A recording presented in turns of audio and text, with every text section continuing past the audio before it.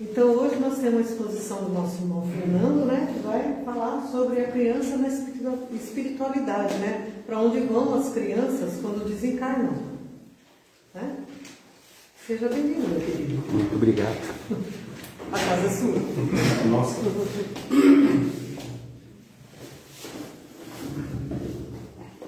Boa noite a todos. Esse é um tema muito interessante porque nós temos muitas dúvidas com relação ao que acontece quando as crianças em idade se vão, né? E são muito difíceis de compreender.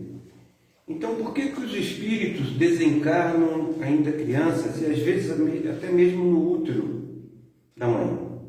E ao desencarnar, o que acontece com elas? Elas ficam desassistidas, desamparadas?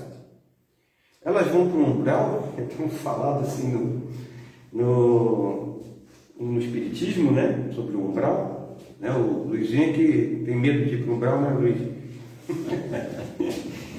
Voltam a ser adultos. O que fazem quando estão lá no plano espiritual? Eles estudam, eles brincam, trabalham? Né? Isso que nós vamos ver, tirar essas dúvidas hoje. Mas antes, nós vamos entender onde tudo começa. Quando começa a nossa jornada nessa existência? Ou seja, em que exato momento o nosso espírito se juntou a esse corpo que nós temos hoje? No momento da fecundação. No momento em que aquele óvulo, que foi escolhido e preparado, é fecundado por aquele espermatozoide que também foi escolhido e também foi preparado pela espiritualidade, com todas as características necessárias para essa jornada que nós estamos tendo aqui. Nada, absolutamente nada é aleatório, nada é ao acaso. Tudo preparado pelo plano espiritual. Tudo que foi previamente estabelecido em termos de físicos para toda a nossa existência já consta ali. Além das nossas características como altura, cor dos olhos, cabelos, ok? Tudo já se encontra ali. Faz parte da nossa genética. Sim, mas eu disse, nada é aleatório, e sim devidamente selecionado pela espiritualidade. Mas ali também encontro nossas deficiências físicas, que podem provir de nosso perispírito danificado pelos excessos e erros de encarnações passadas, ou que faça parte da nossa provação nessa existência, não é isso? Ali estão impressos, além de nossas doenças, que poderão surgir ao longo de nossa existência, mas também a quantidade de fluido vital que determinará quantos anos nós vamos viver, segundo o que foi planejado, né? Então, quando eu digo que poderão surgir, doenças que poderão surgir, é porque pode ser que na nossa caminhada essas doenças não sejam mais necessárias para a nossa evolução. Pode ser que a gente, né, faça tudo certinho, né, Thelma? E a gente não precise passar por essas provações, tá bom? Então, por isso que assim, no Espiritismo não tem nada definitivo. Absolutamente nada é definitivo. Tá bom? Até mesmo o fluido vital, ele pode ser acrescido para a gente viver mais. O nosso perispírito, que foi restringido, ou seja, reduzido gradativamente para se amoldar naquela primeira célula, ali inicia já uma nova encarnação. E é por isso, então, que o Espiritismo considera o aborto desde a primeira célula formada. Tá bom? Assim, o perispírito ele vai se ligando ao corpo molécula a molécula durante toda a gestação. Por isso, o espírito ele tem uma certa liberdade durante os primeiros meses de gestação. Uma certa liberdade, nós vamos falar isso daqui a pouco. Liberdade essa que ela vai diminuindo até o nascimento. Essa afirmação ela é descrita por Allan Kardec. Está lá no Livro dos Espíritos, na pergunta 344. Kardec pergunta: em que momento a alma se une ao corpo? E a resposta: a união começa na concepção, mas só se completa por ocasião do nascimento. E aí que eu falei com relação a essa certa liberdade. Eu vou citar um exemplo que eu conheço da doutrina espírita, que aconteceu com Ivone do Amaral Pereira. Eu até estava falando com ela, sobre ela no estudo de ontem. Ivone do Amaral Pereira, a maioria de vocês aqui sabe que ela foi uma médium, escreveu vários livros de suas vidas passadas, e uma das pessoas que percorreu as várias vidas dela foi Roberto de Canalejas. E nessa última existência da Ivone, Roberto de Canalejas era o mentor dela.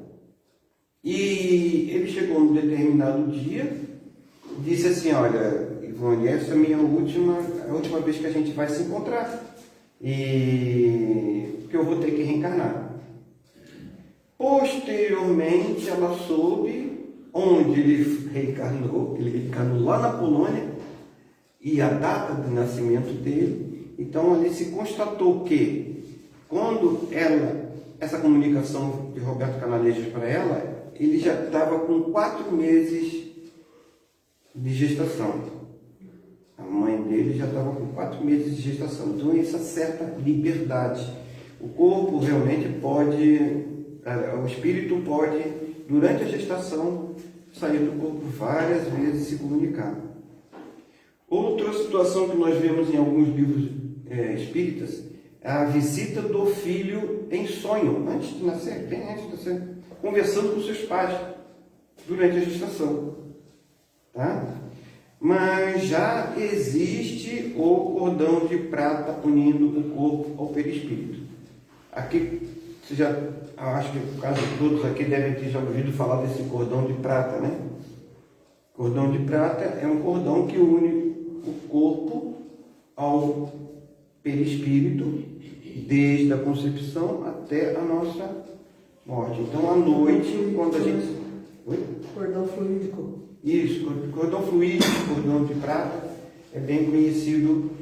Quando a gente dorme, por exemplo, nosso espírito sai do corpo, mas fica sempre ligado ao cordão de prata. É legal?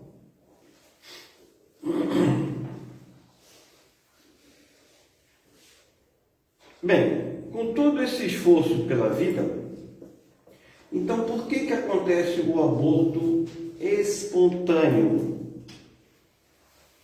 em poucos meses de gestação? 3 são os principais, não são todos, 3 são os principais motivos conhecidos para que isso ocorra. Tá? Primeiro, o cumprimento dos objetivos já alcançados nesta encarnação, tais como recomposição do perispírito danificado em vidas anteriores. Tá? Vamos falar mais sobre isso também. Muito pode ser feito na espiritualidade, tá bom?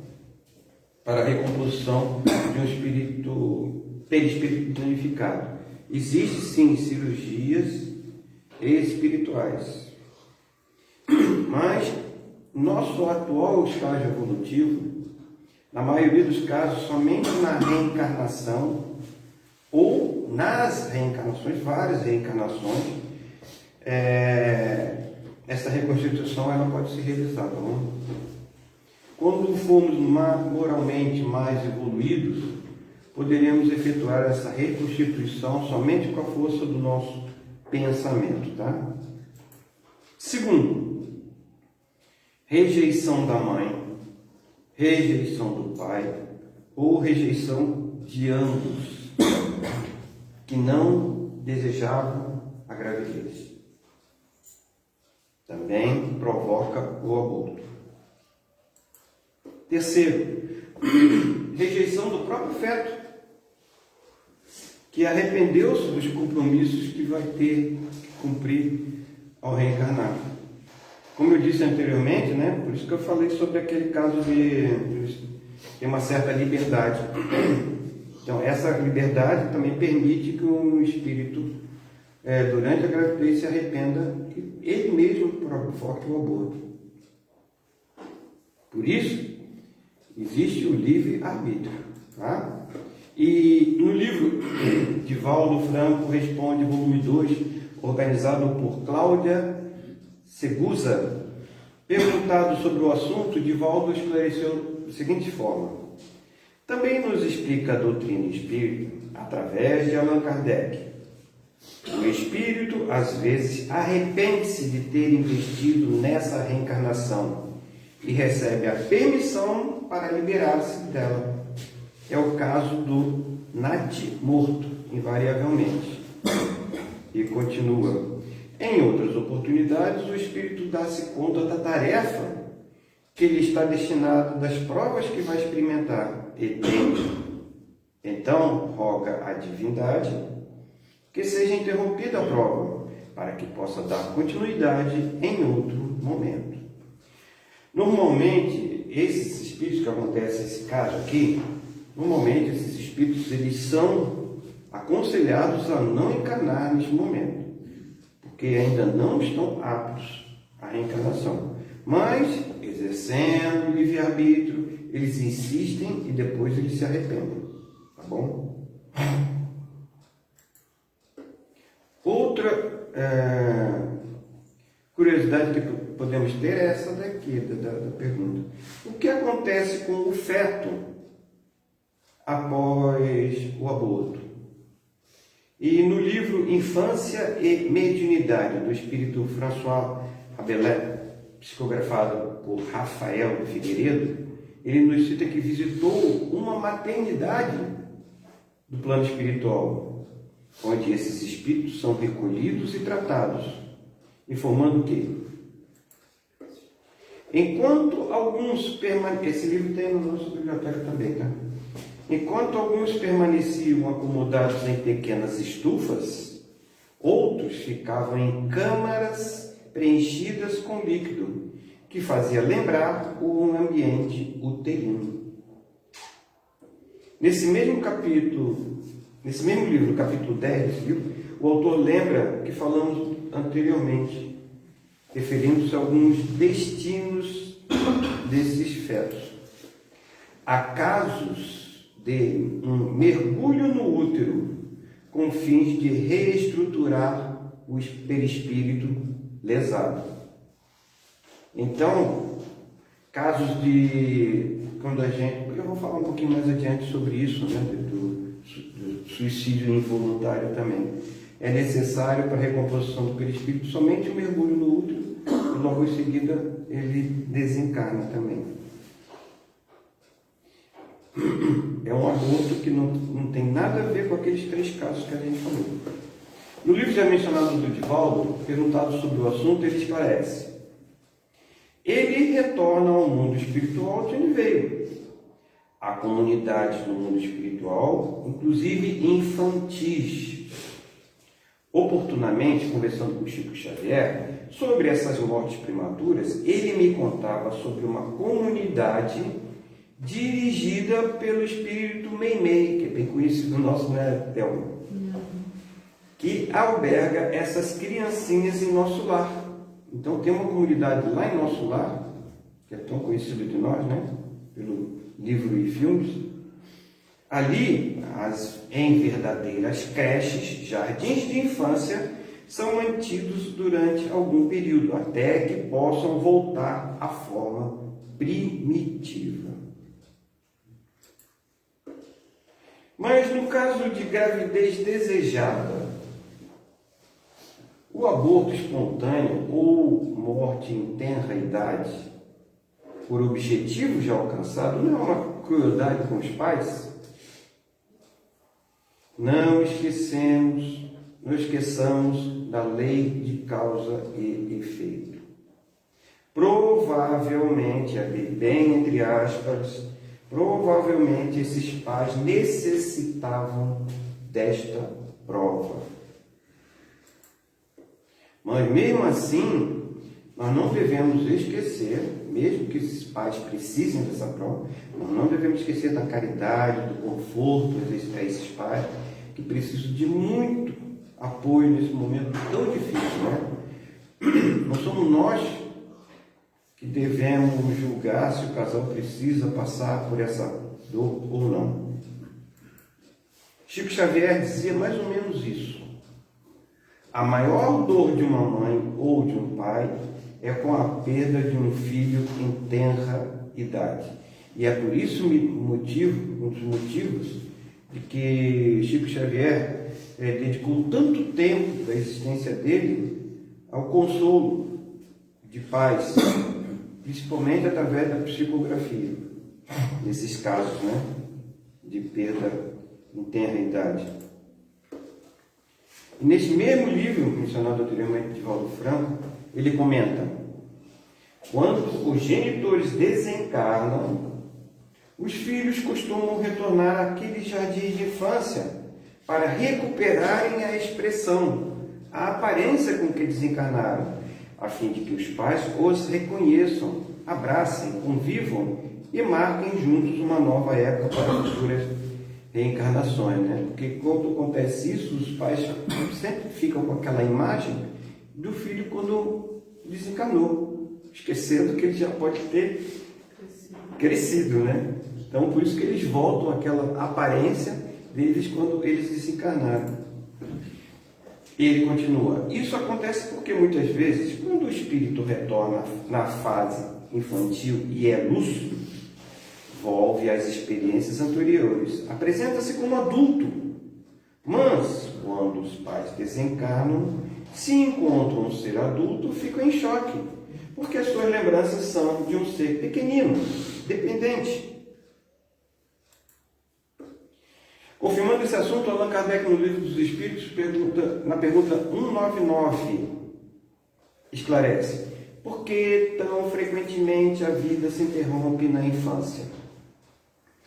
Resposta: a duração da vida da criança pode representar para o espírito que nele está encarnado o complemento de uma existência interrompida, e sua morte quase sempre constitui provação ou expiação para os pais. Somente está confirmando tudo que eu falei.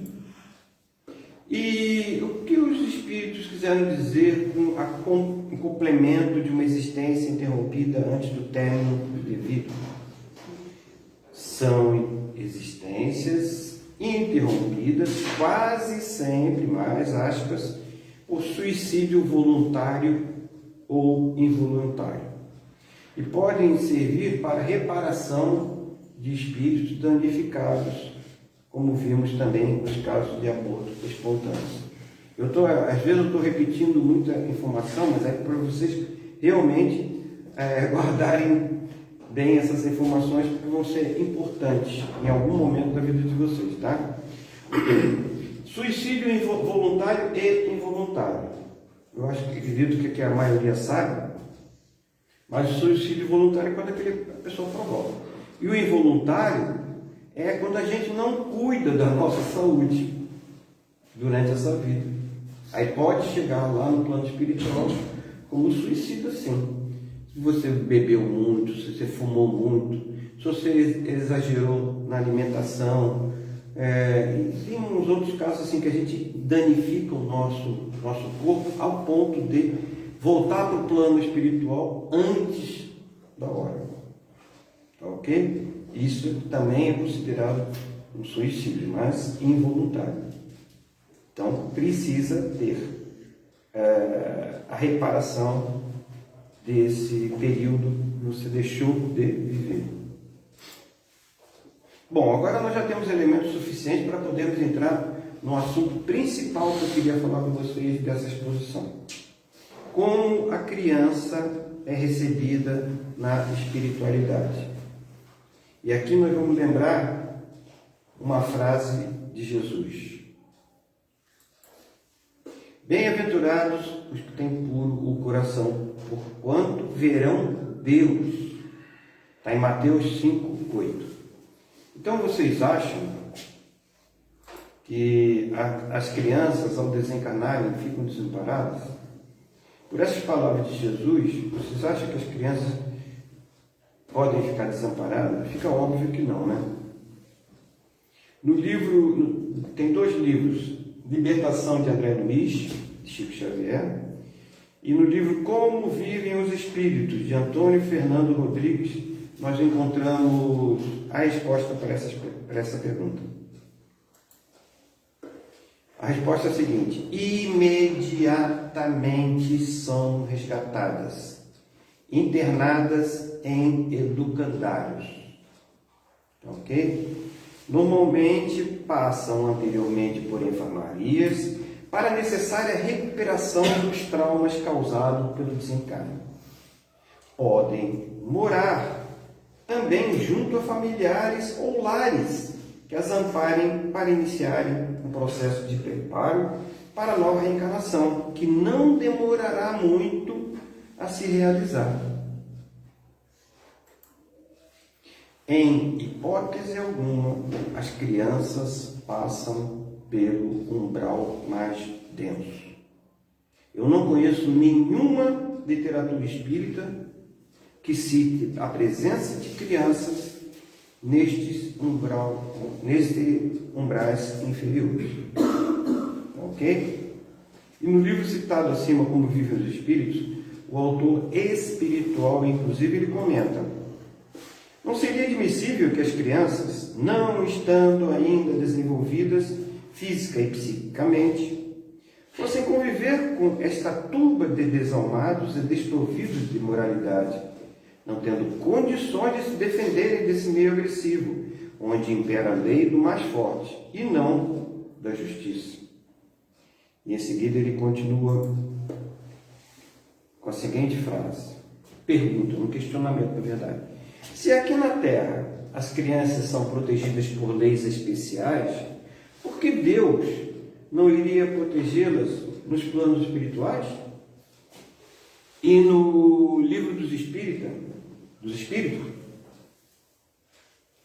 na questão 199A, os Espíritos, através de Allan Kardec, fazem a seguinte pergunta: que sucede ao espírito de uma criança que morre pequenina?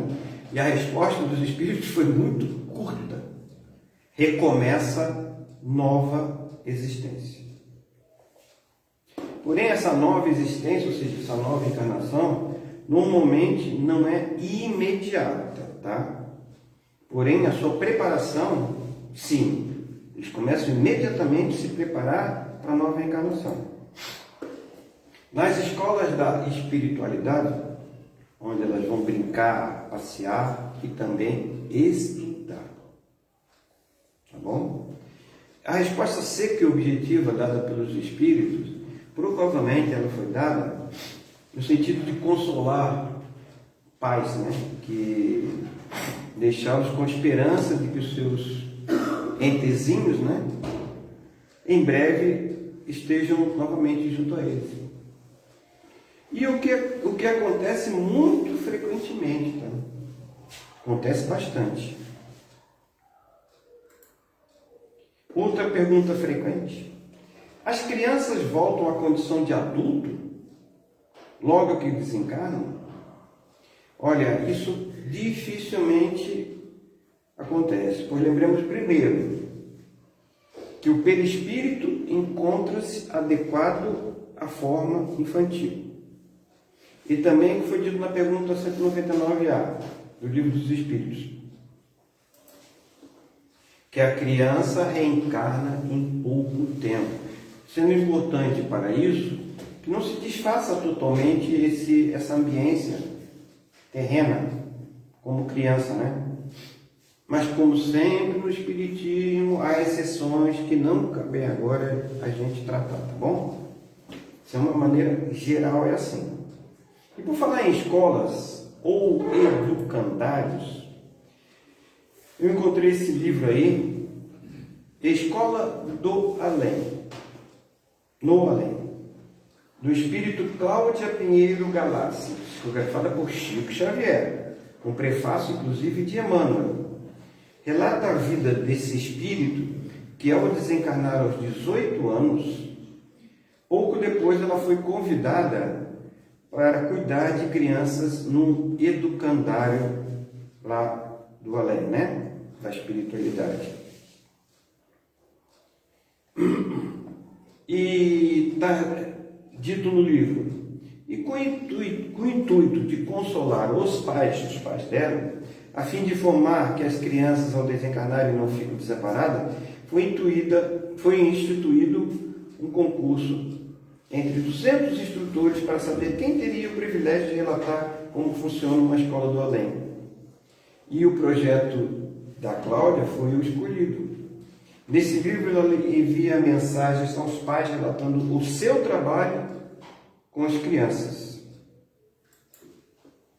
Neste educandário, as crianças são divididas por faixa etária e faixa de desenvolvimento psíquico.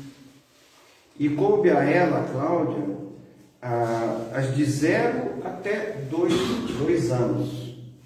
E ela esclarece o seguinte: nesta faixa, os pequenuchos, como são carinhosamente chamados, não podem ter contato com os pais encarnados através do sonho, pois ainda não estão devidamente desenvolvidos para essa tarefa, o que muito os entristece, pois acham que foram sequestrados, sendo por isso maior ainda a sua responsabilidade em dar-lhes carinho e afeição. Quando elas não estão no educandário, a Cláudia fala, são cuidados por mães, lá no plano espiritual. Exatamente como aqui na Terra. Quando as crianças não estão na escola, estão em casa com os pais, não é isso? Ou avós também, ou tios. Uma das principais tarefas dos educadores é conscientizá-las de que em breve retornarão à vida terrena. Então, como eu falei antes, já começa uma preparação para voltar a encarnar. E muitas vezes, como eu falei também, na mesma família. Claudinha informa aos pais que é gratificante ver aqueles pequerros fazendo planos para quando se retornarem ao lar terreno. E nessa obra ela traz várias letras de músicas que essas crianças compõem. Lembramos que elas desencarnaram com no máximo 2 anos de idade, tá? E uma delas, eu trouxe 2. Uma delas é essa: já pedi a 5 guardas meu regresso para o lar, mas minha voz de criança não teve repercussão. A polícia, que é mansa, deu-me o silêncio por não. Aqui fica claro que na maioria das vezes essas crianças já nem sabem que desencarnaram, né? E a outra letra é mais curtinha, fala o seguinte: tanta flor e tanto ensino nos educam mais e mais. Agora tudo que quero é voltar para os meus pais. Então fica assim evidente que esses entes queridos desejam muito voltar ao convívio dos pais, né? E talvez seja por isso que muitas vezes eles retornam aos mesmos pais.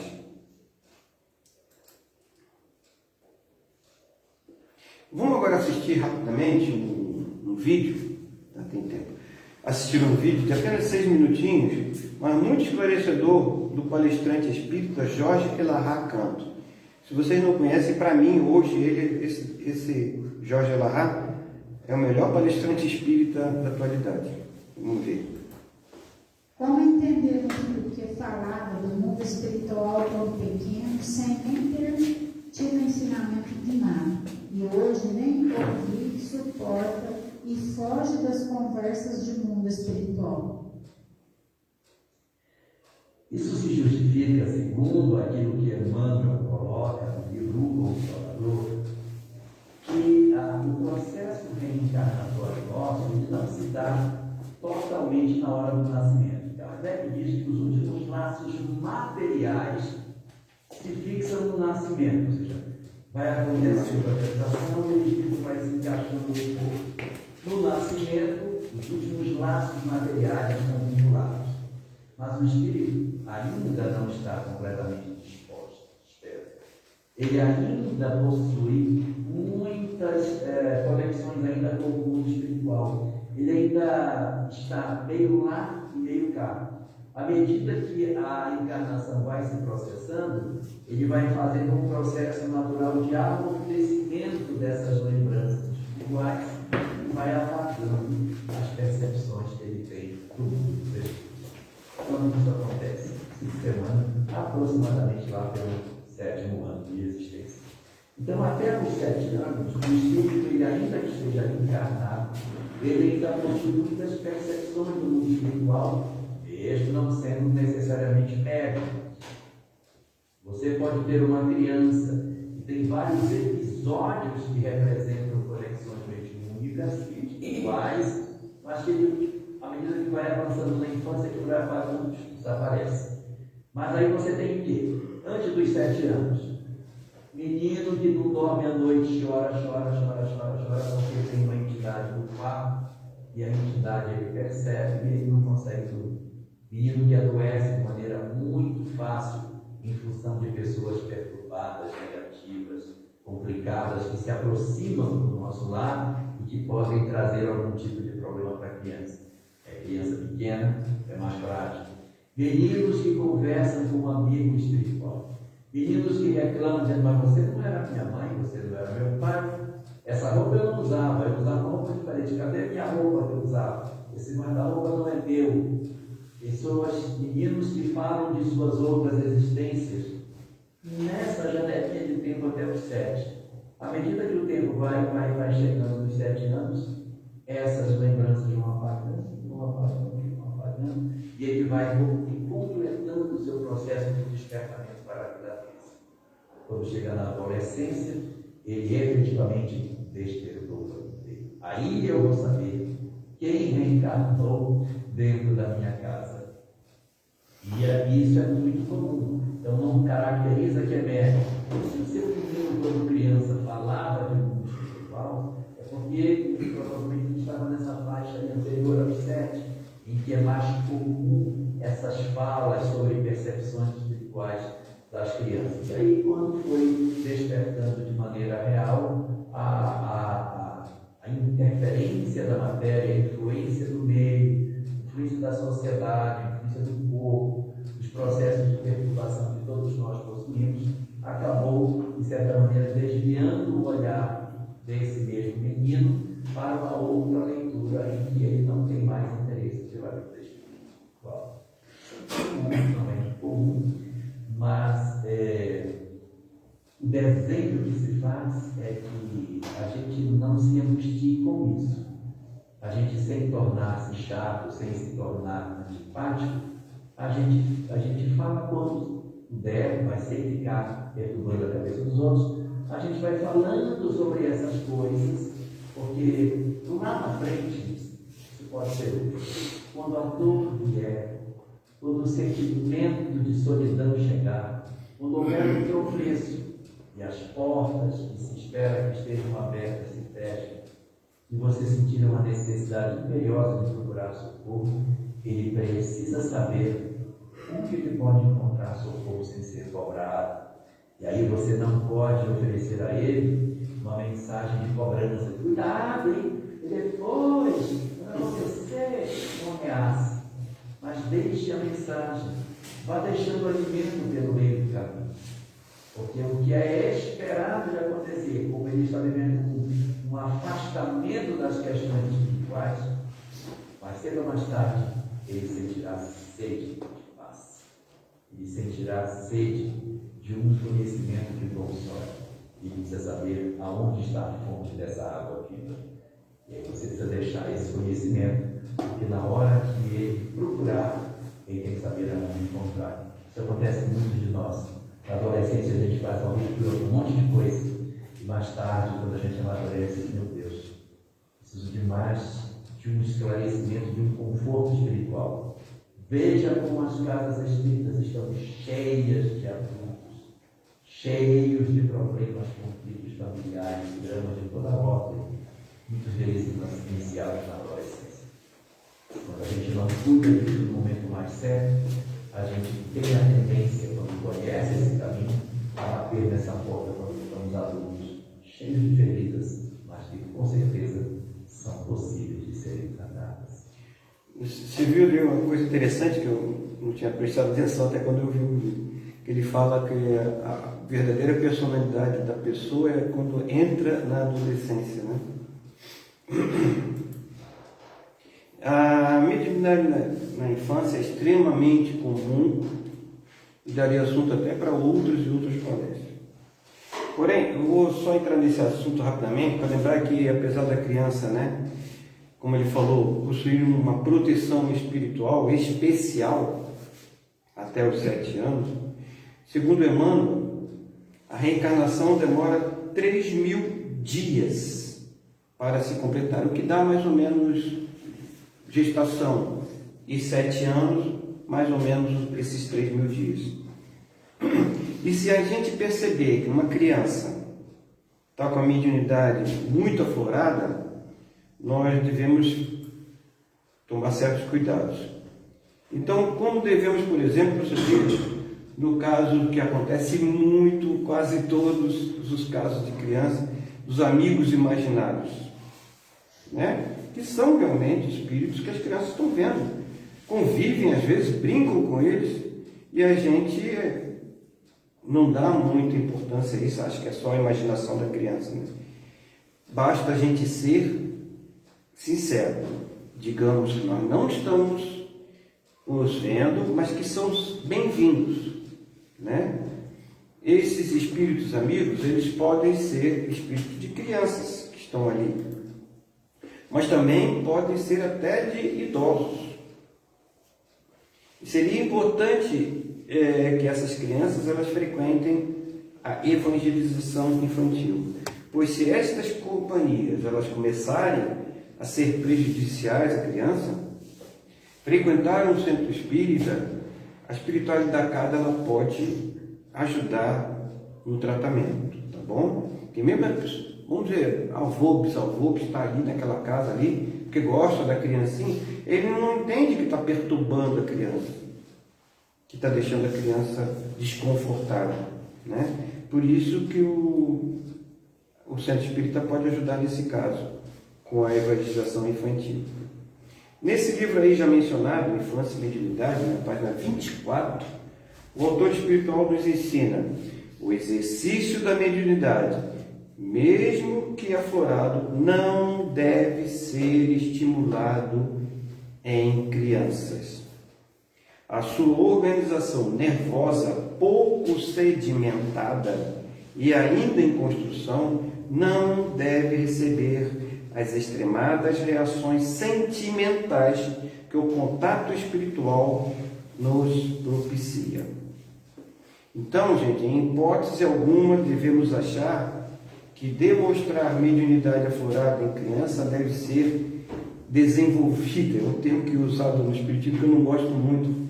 Eu acho que assim, a mediunidade ela deve ser educada, tá? Mas nem educada nem desenvolvida em criança não deve acontecer. Até porque é muito normal esse intercâmbio e que com o tempo, como foi falado ali para o Jorge Larra, quase sempre vai se desfazendo e a criança não está apta, nem psicológica, nem fisicamente para este fim, tá bom? E também a criança não possui a responsabilidade necessária para lidar com tamanha tarefa, ok? Em resumo, mais uma vez, a doutrina espírita vem nos consolar, mostrando a infinita bondade de Deus, que nunca nos desampara, principalmente as crianças ao desencarnar, ou mesmo quando encarnada em qualquer idade. Tá bom, gente? Então era isso que eu tinha para passar para vocês. Está aberto para alguém que queira fazer algum comentário ou alguma pergunta, fiquem à vontade. Eu li num artigo, agora não me lembro, acho que foi na internet, sobre a concepção, que o óvulo pode estar rodeado de esperma. O óvulo abre para a entrada daquele determinado esperma que foi programado. Exatamente. Então não é uma guerra que acontece ali, que nem a ciência explicava antes, né? Não sei, que ficava aqui o mais forte entrava. Não é assim. O óvulo é que abre para aquele determinado entrada. Então, nada é aleatório. É programação espiritual mesmo. O óvulo foi devidamente escolhido e o espermatozoide também foi devidamente escolhido para ter todas aquelas características. Você vai ser baixinho, alto, vai ter isso, aquilo. Vai ter doença, não vai ter. Já está tudo ali escolhido naquele. Né? Então, nada é aleatório. É por isso que eu digo, a espiritualidade tem muito trabalho para a gente lá, está esperando a gente. Não vai pensar que a gente vai ficar tocando lira lá não, né? Né, Marisângela? E sobre as colônias que abriram, né, as crianças, né? Depois do desencarne, tem a colônia de Maria de Nazaré, que eles acolhem as crianças, né? Principalmente as que foram vítimas de aborto provocado, que o pessoal vai lá e tira, né? Aí às vezes agride tanto o físico e o perispírito daquelas crianças que elas vão deformadas no plano espiritual. E até o psicológico, né? Tudo, se sente rejeitado. Principalmente o psicológico das crianças. Se sente rejeitado. Então na colônia Maria de Nazaré tem a parte lá dos suicidas, né, que são acolhidos, e tem a parte das crianças também. Porque nós são crianças, mas são espíritos adultos, né? Então, passando por uma fase muito difícil, né? Porque sentiram dor, sentiram a rejeição da mãe, que não queria, dos pais, né? No caso, e a mãe foi e fez o ato e provocou muito sofrimento, né? Então a criança tem que se refazer. Exatamente. Então, quer dizer, as crianças nunca ficam desamparadas. Já são imediatamente atendidas pela espiritualidade, né? Então, já é um conforto para as mães que por acaso aconteça isso, né? Eu perdi um bebê, estava entrando no segundo mês de gravidez, muito pequenininho. Mas eu nem vi, quando eu cheguei no hospital com hemorragia, o médico falou, já não tem mais nada aqui, filha, você perdeu no banheiro. No banheiro, eu perdi o bebê. Eu tive 2 filhos que também não vingaram. Né? Mas acontece bastante. Tá bom, gente? Mais alguma questão, alguma consideração? Bom, então vamos encerrar. Pai de vida da bondade, gostaríamos de agradecer imensamente mais essa noite de luz e bênçãos nessa casa, de ensinamentos, que a gente guarde esses ensinamentos em nossas vidas, para que assim a gente evolua cada vez mais. Estamos aqui, Senhor, para aprender sempre. Porque esse é o nosso destino. Então, Senhor, só temos a agradecer por termos saúde, por termos paz, por termos vontade de frequentar essa casa, porque sabemos que somos ainda muito pequeninos como crianças. Precisamos aprender a cada dia. Que tenhamos uma boa semana, Senhor.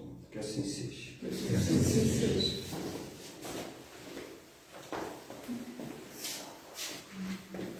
Então, um pouquinho mais de aprendizagem.